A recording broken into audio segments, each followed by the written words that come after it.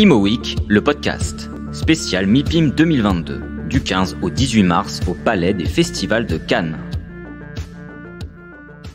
Spécial MIPIM sur Imo Week, nous sommes avec Johan Schouin-Joubert, président directeur général, fondateur du groupe Réalité, avec Catherine Bocquet, rédactrice en chef de Imo Week. Johan, Catherine a pas mal de questions à vous poser. Bonjour Johan.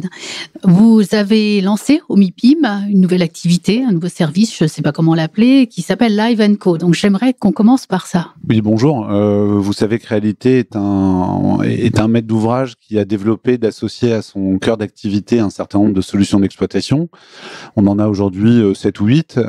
Et donc dans le segment de l'hospitalité, on a choisi de capitaliser sur le premier usage qui est récurrent chez nous, qui s'appelle Capitude, qui fait de la gestion de résidence étudiante depuis une vingtaine d'années, de capitaliser sur ce savoir-faire pour aller vers ce qui est un courant assez dominant, assez fort aujourd'hui sur beaucoup de territoires, d'avoir envie de ces résidences où il se passe un peu plus de choses que dans une simple résidence étudiante, qui s'adresse à plus de public et qui propose des expériences peut-être un peu plus denses aussi aux usagers. Donc on s'est lancé dans l'expérience du co-living avec cette marque qui s'appelle Live & Co et qui va opérer d'abord un projet du côté de Valence et ensuite prendre place dans la Bower Box de notre projet emblématique qui est le projet Bower à Saint-Ouen.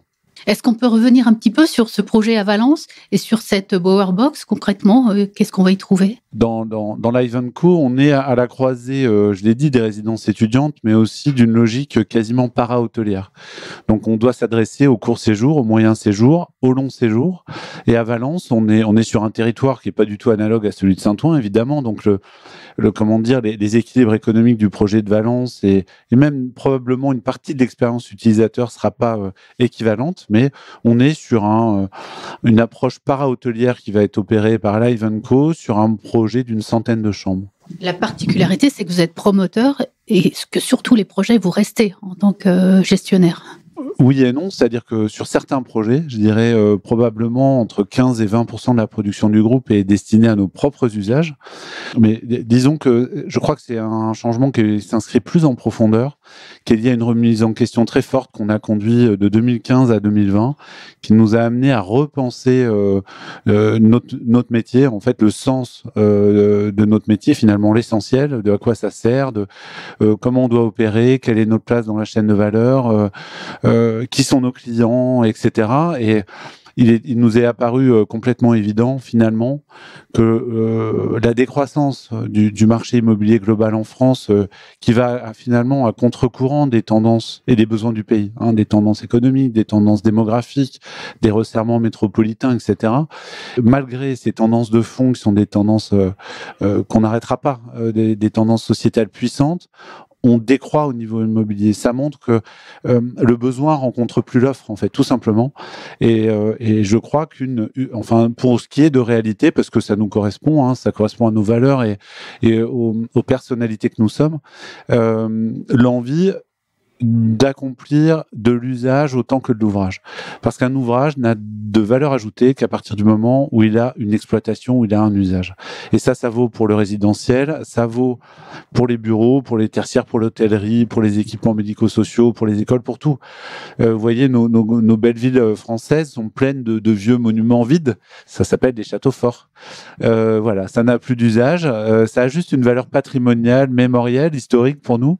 Mais on voit bien que ces ouvrages qui ont pourtant coûté tant, en argent, en vie humaine probablement, finalement ne valent plus rien, au sens économique du terme. Donc je crois qu'il faut tomber les masques et accepter que un maître d'ouvrage et même l'investisseur dans les murs, qui est pourtant un client très important pour nous, puisque c'est lui qui rend les choses possibles aussi, finalement nous ne sommes que des acteurs de second rang par rapport à ce qui se passe dans un bâtiment. Et une bonne manière d'ancrer ça, c'était aussi d'embarquer des usages. Après, d'un point de vue strictement concurrentiel, le fait de ne pas être que promoteur immobilier de Pinel en première couronne nantaise rend l'entreprise beaucoup plus, créatrice de valeur pour les élus et les services sur un territoire. Et dans bien des cas, d'ailleurs, on parle d'abord aux services éco, on parle d'abord aux services sociaux, on parle d'abord à plein de gens et après aux services urbains. Parce qu'en fait, le sujet, c'est pas l'urbanisme, le sujet, c'est de satisfaire un besoin pour la population. Voilà. Donc, nos usages, on les ancre comme ça, avec une stratégie qui est très claire, hospitalité, santé, entertainment, et probablement, dans les années à venir, une 4e branche dont on voit des besoins partout, c'est l'éducation. Cette manière de voir l'immobilier, l'usage, c'est ce qui vous a fait emporter un projet dont on avait parlé dans les colonnes de manière écrite, le sujet de la tisserie. Est-ce qu'on pourrait revenir un petit peu là-dessus ? Alors, la tisserie, je dirais, c'est encore un autre dépassement de fonction. C'est de sortir du cadre de l'ouvrage. Usage-ouvrage à l'échelle de l'ouvrage. On a eu une stratégie depuis 10 ans maintenant chez Réalité, c'est quand même d'intégrer un certain nombre de métiers que les promoteurs ont l'habitude de sous-traiter. Je pense à notre pôle PropTech qui s'appelle Réalité Buildtech, avec 100 ingénieurs, un bureau d'études environnementales et un pôle industriel. Ça a été une première spécificité du groupe. La deuxième, j'en ai parlé des usages. La troisième, de monter à l'échelle des grands projets urbains, qui sont aujourd'hui plus communs, mais qui, il y a encore 5-7 ans, étaient peu communs à l'échelle des promoteurs immobiliers privés. C'était plutôt une affaire du public avec lui-même, donc entre le public, la société d'État, l'aménageur local, l'ASEM, etc.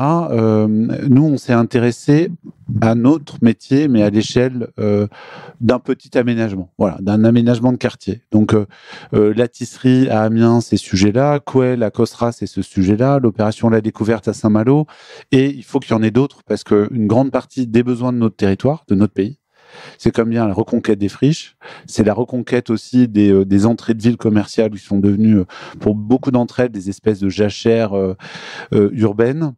Les vieux centres tertiaires, tout court, qui sont pour certains d'entre eux dans le même état. Donc on voit qu'il y a des enjeux de reconquête qui nécessitent que les acteurs tels que nous s'inscrivent sur une échelle différente. Est-ce qu'il y a des sujets en cours ou à venir dont on pourrait parler, des choses un petit peu emblématiques ? Je vais vous décevoir. Non, c'est pas ça. C'est pas que je veux pas vous le dire, c'est qu'en fait, la question, c'est pas les projets emblématiques. Moi, je crois que les deux choses emblématiques pour Réalité, c'est que Réalité est une entreprise qui tient ses engagements. Et je crois que quand on fabrique la ville, on a besoin d'être des alter-ego fiables pour toutes nos parties prenantes. On tient nos engagements. Et ça, c'est une grande fierté pour moi. C'est que bientôt 20 ans après la création de cette entreprise, on a tenu et on tiendra nos engagements. Voilà. La deuxième, chose que je veux absolument mettre en avant, et je comprends que je vais encore une fois pas vous parler d'ouvrage, de valeur, de sens, de management, de manière de voir les choses, de manière de parler des choses, de choisir ses mots, parce que derrière des mots il y a du sens, et derrière du sens il y a de l'action. Et ben je crois qu'on s'est plutôt enrichi dans des convictions qu'on les a appauvries ou qu'elles se sont diluées. Voilà, donc ça c'est les deux grandes choses que j'aurais envie de vous dire aujourd'hui. Il y a du sens dans les mots, il y a du sens dans la notion d'entreprise à mission. C'est un sujet qui me fait penser aux trois autres. C'est qu'à chaque fois qu'on essaie de faire quelque chose qui sort des habitudes, on est un peu caricaturé, etc. Bon, j'ai envie de vous dire que c'est le prix d'innovation. Et puis on est tout à fait prêt à le payer, on a une certaine résilience. Mais l'entreprise à mission, pour moi, c'était essentiel. Pourquoi ? Et ça a été à la fois une finalité, ça a été aussi un commencement. Parce que en travaillant sur l'entreprise à mission, on a réfléchi sur nous-mêmes, on s'est transformé. Et en travaillant sur l'entreprise à mission, on a pu montrer aux autres, réellement, par des engagements concrets, statutaires, un comité de mission, une OTI, une DPEF, on sort une déclaration de performance extra-financière alors qu'on n'est pas obligé de le faire. Le 31 mars prochain, un document robuste, très complet, qu'on a mis des mois à rédiger, qui vient au terme d'un processus pour affiner notre stratégie environnementale, notre stratégie sociétale, qui a démarré il y a 5 ans pour aboutir à cette DPEF aujourd'hui. Et ben, c'est devenu quelque chose d'essentiel pour nous. Voilà. Et quand on dit la solution pour Orpea, c'est de devenir entreprise à mission, ma première réaction, c'est de dire j'aimerais autant pas qu'ils le deviennent. Voilà, parce que on peut pas être une entreprise à mission et être dans l'insincérité. C'est quelque chose d'absolument impossible. Et si on laisse ce genre de choses se faire, on va, affecter la solvabilité en fait de cette qualité. Parce que c'est une qualité, c'est pas un label, c'est une qualité. Et je crois que cette qualité doit avoir un certain prix, et c'est le moins qu'on ait à payer, c'est l'authenticité. Je pense qu'on est obligé de terminer par ce beau mot-là. Merci à vous, Johan Chouin-Joubert. Imo Week, le podcast, spécial MIPIM 2022, du 15 au 18 mars au Palais des Festivals de Cannes.